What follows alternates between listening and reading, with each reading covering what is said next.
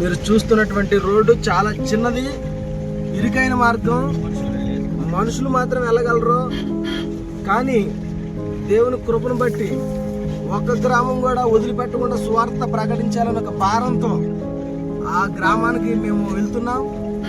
చూస్తున్నారు కదా, చాలా చిన్నది, ఎటువంటి వెహికల్స్ కూడా వెళ్ళలేనటువంటి ఈ తోవ, ఈ దారి, ఇరుకైన మార్గం. మధ్య మధ్యలో అలా చెట్లు కూడా చాలా ఆటంక పెడుతున్నాయి. అయినా సరే వాటిని తప్పించుకుంటూ ఇంకో తీసుకుపోతుంది. మాకు మొత్తం ఉన్నంతా రక్తాలు వచ్చేస్తున్నా సరే అదే తోవలాలకు వెళ్ళిపోతున్నాం. మరి నిజంగా దేవుని కృప ఈ ప్రజల మీద ఉంది కాబట్టి ఏ ఒక్కరిని వదిలిపెట్టొద్దు. నశించిపోతున్న వారి దగ్గరికి వెళ్ళండి. మాథ్యూ చాప్టర్ 28:19 ప్రకారం సర్వ సృష్టికి వెళ్ళి సువార్తను ప్రకటించండి అనే కోణంలో మేము బయలుదేరి వెళ్తున్నాం.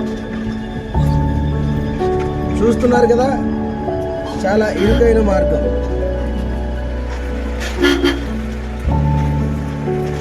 ఇక్కడ సేవకుడు ప్రవీణ్ గారు అన్నా మీ వెహికల్ వెళ్ళకపోవచ్చామన్నా అని చెప్పినా సరే మేము ఏ ఒక్క గ్రామం కూడా వదిలిపెట్టాం పాస్టర్ గారు అని చెప్పి.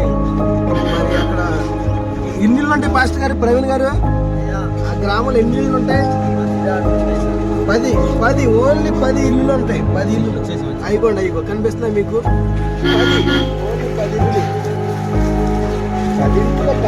10 మంది విశ్వాసం ఉన్న 10 మంది కూడా నరకానికి వెళ్ళిపోవడం దేవునికి ఇష్టమైంది కాదు. కాబట్టి ఈ 10 ఇళ్ళ కోసం సువార్త ప్రకటించాలి, సత్యమైన సువార్త వీరికి తెలియజేయాలి, యేసుక్రీస్తు గురించి వీరికి తెలియపరచాలనే ఉద్దేశంతో మేము ఇక్కడికి రావడం జరిగింది.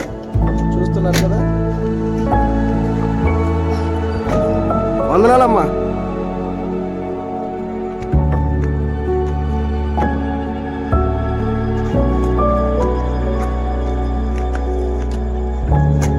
అమ్మ చెప్పండి, పెద్దవి వస్తాయా?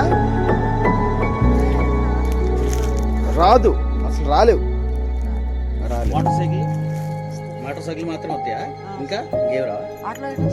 ఆటోలు వస్తాయి. ఈ పెద్ద అయితే రావు. మాది పెద్దది చూసారు కదా వెహికల్, అవి రావు. చూసారు కదండి. ఇదేంటమ్మా, ఏంటి వేరుశనగ గుళ్ళ?